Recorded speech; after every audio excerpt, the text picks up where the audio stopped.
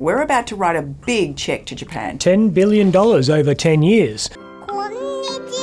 Australia has preferenced Japan over Germany for the provision of a new fleet of naval frigates.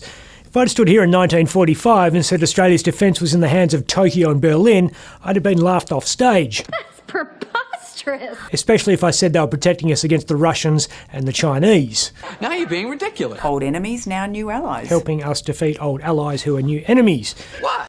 Contemporary foreign policy is a confusing space. Japanese option always looked to be the best. They know a thing or two about defence over there. Wax on, wax off.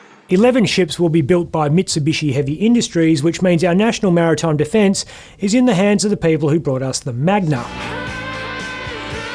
Mitsubishi's Megami-class frigates edged out Germany's ThyssenKrupp marine systems, which had pushed Australia to buy its Miko-class product. The Megami is bigger, but needs fewer crew, which is good because we'd struggle to fill a dinghy with competent sailors in this country. Over, I'll have a word with the mummy.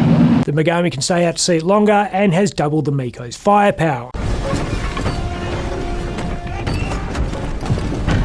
But it's more expensive. But has a better chance of being delivered on time because they are already in production. They're the backbone of the existing Japanese Navy. First one expected to be ready by 2029, which by defence procurement standards is yesterday. Mitsubishi will build 2 more at its Japanese shipyards before moving production to the Henderson Maritime Base south of Perth, which is when the project will become a complete shit show. You're so cynical about Australia's ability to build anything, right? Australian industrial ingenuity began and ended with the invention of a rotary washing line. Ease up, ease up. Spend 5 minutes walking around Kwinana and tell me after that that you want that local workforce keeping Australia safe. Seriously, don't worry about precision engineering. They can barely do basic labouring down there. Dale dug a hole. Fighters, though.